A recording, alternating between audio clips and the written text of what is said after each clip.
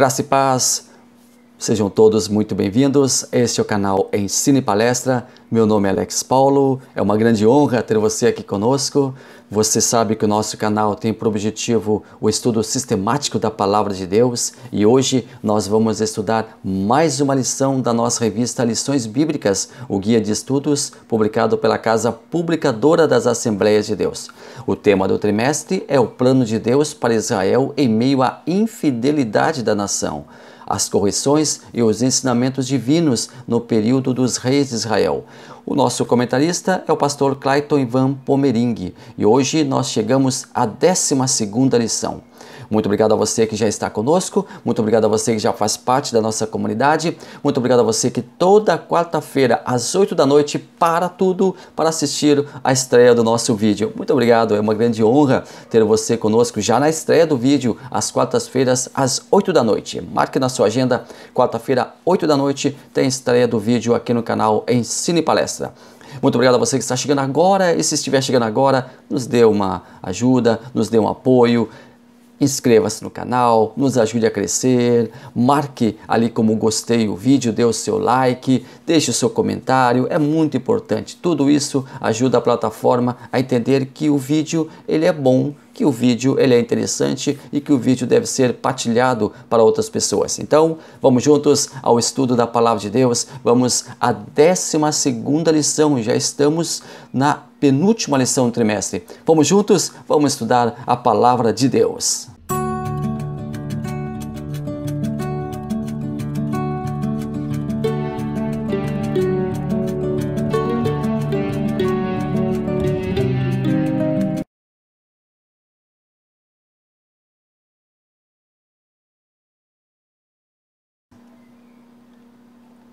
Décima segunda lição do nosso trimestre tem por tema o reinado de Josias. Na nossa revista Lições Bíblicas nós temos as nossas divisões, o nosso textuário, a nossa verdade prática e a nossa leitura diária, além da leitura bíblica em classe que está nesta semana no livro de 2 Reis, capítulo 22, versículo 3 ao 5, 22, versículo 8, 23, versículos 2 ao 5, 23, versículos 21 e 22 e 2 Reis, capítulo 23, versículo 25. Nós não vamos ler porque são leituras bem extensas, mas extremamente importantes para que você tenha um apanhado, tenha um pano de fundo para o trabalho que nós estamos desenvolvendo a partir de agora, para o comentário que nós vamos fazer. É interessante e é primordial que você faça leitura na sua Bíblia ou na sua revista desses textos que nós estamos apontando na tela para você. Nosso primeiro tópico, Josias.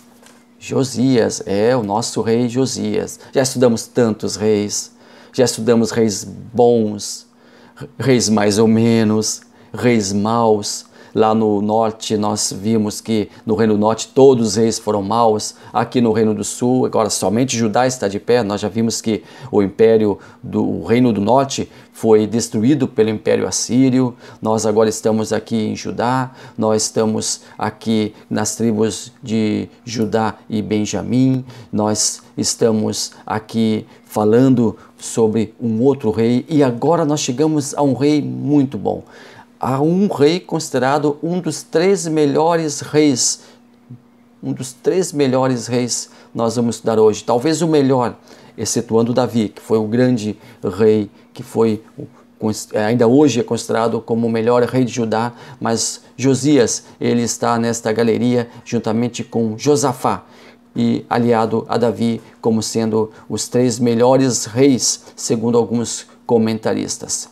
Nós agora estamos no tópico primeiro, estamos adentrando o primeiro tópico que diz assim: Josias repara o templo. Primeiro subtópico, achei o livro da lei no templo do Senhor. Segundo subtópico, o rei rasgou suas vestes. Terceiro subtópico, entendendo a vontade de Deus. Quem era Josias afinal? Josias, ele era filho de Amon. Amon foi um mau rei. E ele foi neto de Manassés. Manassés foi um péssimo rei. Talvez Manassés tenha sido o pior de todos os reis de Judá. Interessante que Manassés foi filho de Ezequias, que também foi um bom rei. Um bom rei gerou um péssimo rei, que gerou um rei mau, que gerou um rei bom. Interessante essa sucessão, interessante essa linha sucessória que acontece. Muitas vezes nós temos um rei muito bom e daqui a pouquinho já temos um outro rei mau. Mas isto era constante ali no reino de Judá. Era uma mescla de reis. Alguns faziam o que era reto diante de Deus, outros faziam o que era reprovável diante de Deus. Hoje nós chegamos ao rei Josias, que era um rei muito bom. O período do seu reinado foi entre 640 e 609 a.C. Josias, ele então foi considerado um dos melhores reis que reinaram ali em Judá. Tanto é que a Bíblia Sagrada informa que antes dele nunca se levantou outro igual. Foi extremamente temente a Deus e promoveu uma reforma religiosa sem precedentes do reino de Judá. Você lembra que nós falamos sobre a reforma de Ezequias? Porém, a reforma de Josias foi muito mais além. Se Ezequias poupou alguns altares, poupou alguns símbolos de adoração pagã, com Josias não teve negociação, ele colocou tudo abaixo. Josias acabou com a adoração, tanto ali em Judá, que havia restado, que era o reino que havia ficado em pé, quanto também no reino do norte, que já estava destruído, que já estava entregue ao nada, que já estava deserto, porque ali no reino do norte só ficaram as pessoas mais pobres. Mas mesmo assim, Josias ele foi lá no reino do norte, em alguns lugares de adoração, derrubou, acabou, estraçalhou toda a adoração. Para Josias o reino era um só. Para Josias ele tinha uma visão de reino, uma visão ampla e genérica de reino. Então a adoração que estava presente ali em Judá e Benjamim, o reino do sul, e também lá no reino do norte, para ele era a mesma coisa. Era nocivo do mesmo jeito. Então ele foi lá e acabou com todo o resquício de adoração pagã. Durante o período do reinado de Josias não restou nada, absolutamente nada da adoração pagã. Ele voltou para Jerusalém depois de ter ido lá no norte para acabar com toda aquela imoralidade pagã. Ele voltou para Jerusalém e ali continuou o seu governo. Ele iniciou o seu governo aos 8 anos de idade. No início ele era apenas um rei de nome, na verdade, porque o seu reinado se efetivou quando ele tinha 16 anos de idade. Ele tinha respeito pelo sagrado. Ele promoveu uma purificação do povo para com seu Deus, uma aproximação do povo para com o seu Deus. O significado de seu nome é Deus ou Jeová sustenta. Deus sustenta ou Jeová sustenta.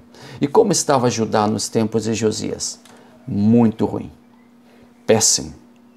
O reino de Judá estava entregue ao pecado. O povo já estava com um paganismo entronizado no seu coração. As cidades de Judá e Benjamim estavam entregues ao paganismo. O templo do Senhor estava abandonado, deixado às traças. Josias ele foi um rei reformador. Josias ele foi um rei que fez questão de ser o diferencial.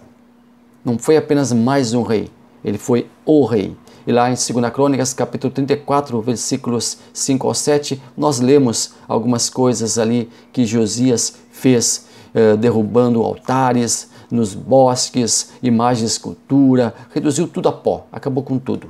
Josias, ele teve como características do seu reinado ser um rei reformador, ser um rei que restaurou os serviços do templo, ser um rei que restaurou as festas, principalmente a Páscoa, que há muito tempo não era comemorada, ser um rei que mandou derrubar altares dos deuses pagãos. E o templo do Senhor, ele é restaurado. É iniciada uma reforma no templo que estava abandonado. O templo estava deixado de lado pelo povo.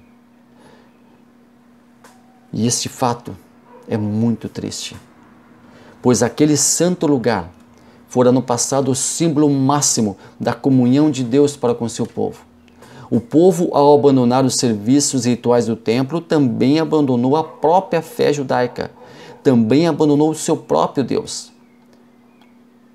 Porém, o novo monarca, Josias, é levantado no trono de Davi para promover uma nova restauração religiosa. Muita coisa deveria ser feita, muitos reparos, muitos consertos. Josias estava consciente do grande papel que fora lhe dado, uma missão que cumpriria à risca. E lá em 2 Crônicas 34:8, ele manda os oficiais ali para a casa do Senhor e repararem essa casa do Senhor. Os trabalhadores receberam o que precisavam para reformarem o templo. O dinheiro que eles precisavam foi-lhes dado. O dinheiro que havia sido trazido em tempos anteriores à casa do Senhor, agora seria usado justamente para os reparos que deveriam fazer o conserto da casa, do templo do Senhor. Lá em 2 Crônicas 34, versículos 9 e 10, você lê isso. Deixa eu fazer aqui uma aplicação pessoal. E hoje, nos nossos dias? Hoje, nos nossos dias, também as ofertas e os dízimos devem ser usados com finalidade de cuidar, de preservar, de consertar, de reformar, de construir. Enfim, ofertas e dízimos devem ser empregados na casa do Senhor e no que diz respeito à sua administração. Infelizmente, muitos afora, muitos por aí, no Brasil e no mundo afora, muitos líderes religiosos transportam dinheiro da igreja, da conta da igreja, para suas contas pessoais. E muitas vezes para paraísos fiscais, para seu deleite, para uma vida de luxo. Mas o acerto de contas com o divino vai chegar. Ah, vai chegar. Com absoluta certeza, não tenha dúvida disso. O acerto de contas com Deus vai chegar. Ali no tempo de Josias, os trabalhadores executavam os serviços com muita dedicação e esmero. Também estavam conscientes de que eles também faziam parte do plano de Deus para reconstruir a casa, a habitação de Deus no meio do seu povo. Tópico 2, a renovação do pacto com o Senhor. Primeiro subtópico, a leitura do livro diante do povo. Segundo, a destruição dos ídolos. A palavra de Deus ela foi encontrada ou reencontrada, porque ela fora perdida ali provavelmente no tempo de Manassés, porque Manassés se dedicou à idolatria, à insensatez, e o livro da lei ele era lido no tempo de Ezequias, mas quando Manassés assume, ele deixa de lado o livro da lei, ele não quer nem saber do livro da lei, e o livro da lei foi encontrado empoeirado lá no templo, enquanto os trabalhadores faziam a reforma, enquanto os trabalhadores faziam o conserto, enquanto os trabalhadores faziam a higienização do templo, eles acharam ali o livro da lei do Senhor. Lá em 2 Crônicas, capítulo 14, 34, versículo 15. E Ilquias disse a Safã, o escrivão, achei o livro da lei na casa do Senhor. E Ilquias deu o livro a Safã. Safã ele levou para Josias. Quando o rei recebe o livro no palácio real, o rei ordena a sua leitura. Quando o rei ouve o relato, ouve a leitura do livro, ele fica estarrecido e rasga suas vestes como sinal de vergonha, porque ele e o povo não estavam guardando a lei do Senhor. Segundo o seu coração, Josias entendia que ele e o povo não estavam fazendo o que era certo diante do Senhor. A palavra de Deus, o livro da lei, foi reencontrado ali, empoeirado no templo. E quantas Bíblias, em quantas casas estão empoeiradas? Muitas vezes empoeiradas, abertas,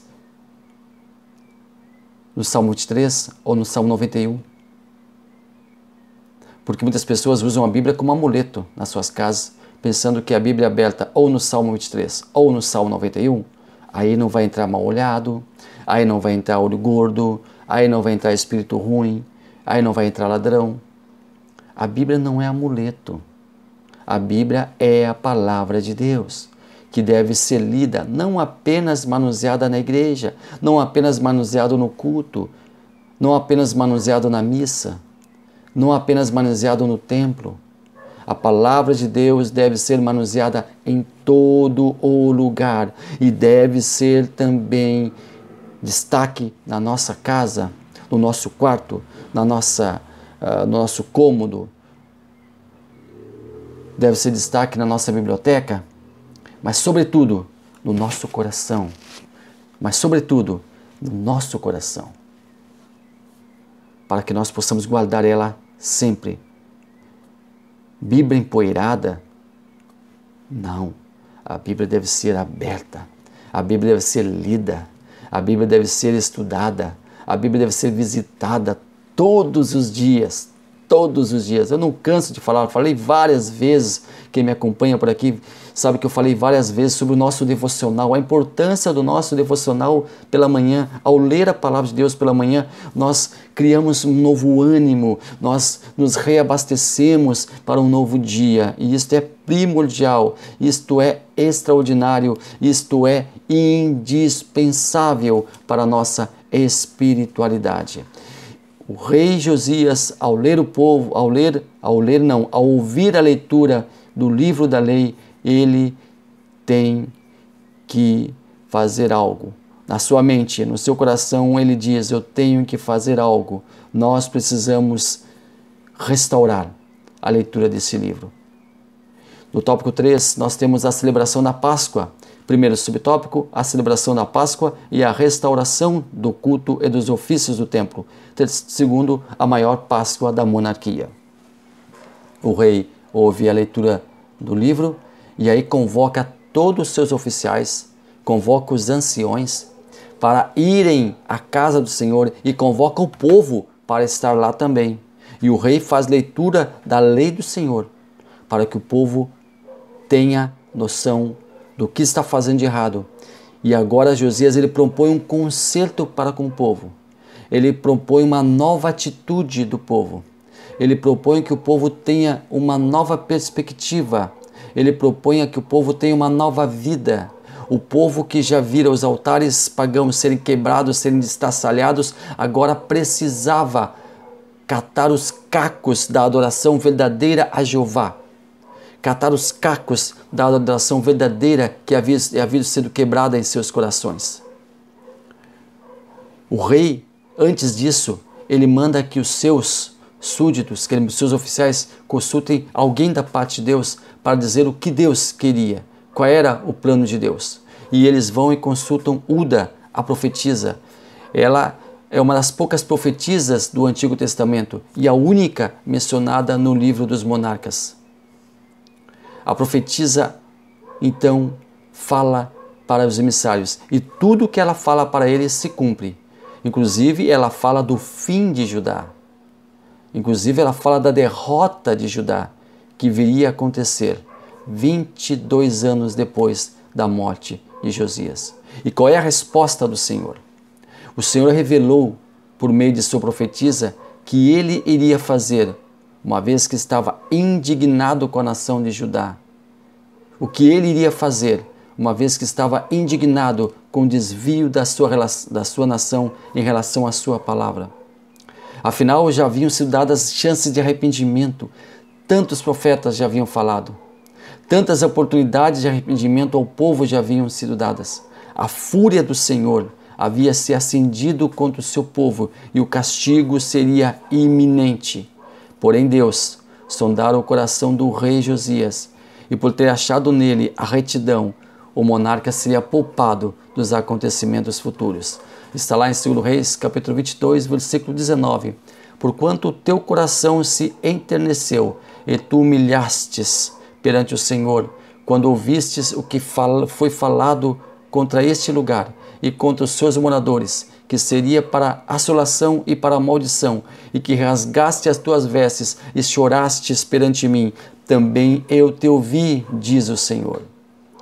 Se o povo tivesse agido da mesma maneira que o rei, se o povo tivesse agido da mesma maneira que Josias, se o povo no passado tivesse convertido dos seus maus caminhos, da sua prostituição religiosa, Deus com certeza teria também olhado para eles com olhos de misericórdia.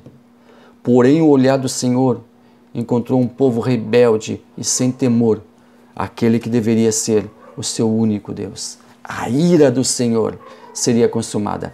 O furor do Senhor estava para ser empregado e seria implacável. Mas Josias, poupado. Josias, ele foi poupado dos dias que viriam. O Senhor preservaria o seu servo fiel de assistir o triste espetáculo que estava por vir. 2 Reis, capítulo 22 e 20. Por isso, eis que eu te recolherei a teus pais, e tu serás recolhido em paz à tua sepultura, e os teus olhos não verão todo o mal que hei de trazer sobre este lugar. Então tornaram a trazer ao rei a resposta. Qual foi a resposta? Josias, ao saber que Deus iria destruir a nação, Josias, ao saber que Deus estava indignado com o seu povo, Josias, ao saber que Deus estava ultrajado com o seu povo, Josias, ao saber que Deus estava para implantar uma ira implacável, o que ele faz? Ele ouviu o relato de seus emissários e não se contentou com um castigo iminente. Mesmo sabendo que seria poupado da ira divina, ele precisava fazer alguma coisa. O povo precisava ter uma nova chance diante de Deus. Mas para que isso acontecesse, o rei deveria ser o líder de uma aliança. Josias chamou todos os anciões do reino para que estivessem com ele. Queria ao seu lado os líderes, os sacerdotes, e convocou todo o povo para estar em massa junto ao templo do Senhor. Todos deveriam ter conhecimento do que estava prescrito na lei e o que viria a acontecer.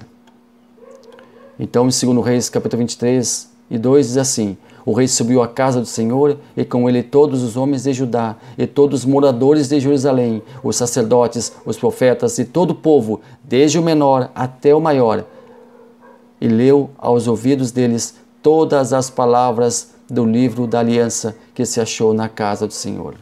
Josias propõe uma aliança.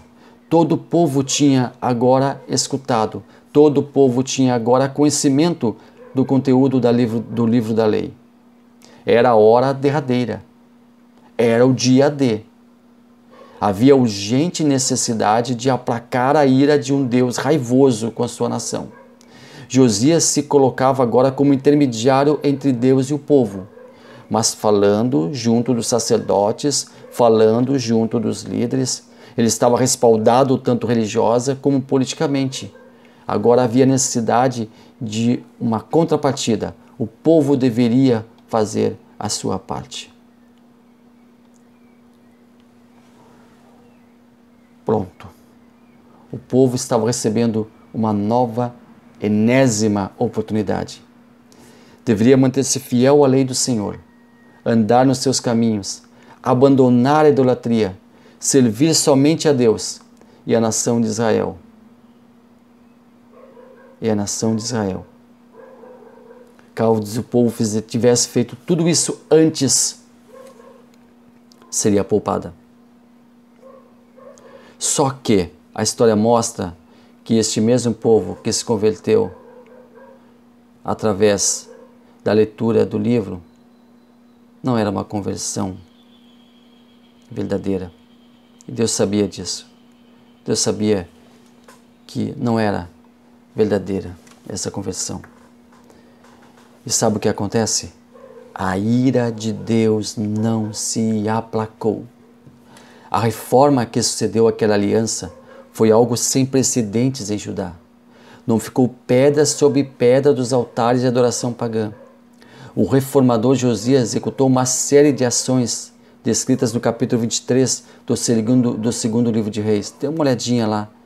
Porém, Deus ainda estava indignado com toda a provocação feita a ele no passado, principalmente por Manassés, o avô de Josias, que foi talvez o pior de todos os reis de Judá. Lá em 2 Reis, capítulo 23 e 26, todavia o Senhor não se demoveu do ardor de sua grande ira com que ardia contra Judá, por todas as provocações com que Manassés o tinha provocado. A morte de Josias. Em aproximadamente 616 a.C., babilônios e medos se coligaram contra o poderoso Império Assírio. Em 602, Nínive, a terceira capital da Assíria, ela cai derrotada. O rei assírio retirou-se para Arã, na região do Eufrates, onde permaneceu por 2 anos à espera da ajuda do Egito. O faraó Neco, ele vem então ao seu encontro, mas Josias, que não suportava a dominação assíria, tentou embargar a passagem de Neco, porém ele foi ferido mortalmente. Josias foi um rei leal e íntegro. Muitos reis de Judá que nós analisamos no nosso estudo desse trimestre começaram muito bem e terminaram num retumbante fracasso. Joás talvez seja o exemplo mais claro disso. Porém, Josias foi um rei diferenciado. Começou muito bem e terminou melhor ainda. Fez o que esteve ao seu alcance para uma reconstrução moral e religiosa do seu povo. Não poupou esforços, não poupou recursos, não poupou mão de obra. Foi um líder político, social, foi um líder religioso, um notável monarca, um grande reformador. Deus o havia escolhido, mas Deus já havia determinado a sua ira. Deus havia dado um basta para todas as afrontas do povo. Josias fez o possível para mudar os planos de Deus, mas Deus já tinha traçado os seus planos e fez com que o seu servo Josias descansasse em paz, com a consciência tranquila. Para concluirmos, 2 Crônicas, capítulo 34, versículo 12, parte A. E estes homens trabalharam fielmente na obra. Ali em Judá, os homens que foram chamados para reconstruírem, para reativarem o templo do Senhor, fizeram isso com muito prazer, com muita alegria, com muita dedicação. É muito gratificante ver pessoas trabalhando felizes e com dedicação, servindo ao Senhor e à sua obra. Existem muitas coisas para serem feitas na casa do Senhor nos dias de hoje. E Deus quer contar com o talento pessoal de cada um, para que a sua casa fique limpa, organizada, reformada, ornamentada, um ambiente feliz para receber o povo que virá para adorar ao seu Deus. Use o seu talento na obra do Senhor. Deixe Ele contar com a sua participação, com a sua motivação, com o seu ofício, com o seu trabalho. Mas Ele só quer o seu trabalho se ele for realmente de coração. Se for realmente um coração aberto, com liberalidade, Deus conta com você, mas Ele quer a sua liberalidade, a sua boa vontade, o seu amor, o seu prazer em trabalhar na sua casa, em trabalhar na sua obra. Todos nós somos muito úteis na casa do Pai. Tem alguma coisa para você fazer na casa do Pai. Procure saber o que é. O seu talento, ele vai ser usado também. E Deus, com certeza, vai ficar muito feliz com você. E você vai se sentir recompensado trabalhando em prol do Senhor e também dos seus irmãos. Muito obrigado a você que esteve aqui conosco, foi uma grande honra ter a sua companhia. Deixe o seu like, deixe o seu comentário, inscreva-se no canal, você que ainda não é inscrito, nos acompanhe toda quarta-feira, 8 da noite, o nosso vídeo estreia aqui no nosso canal. Muito obrigado a você por mais uma vez estar conosco, Deus abençoe maravilhosamente a sua vida.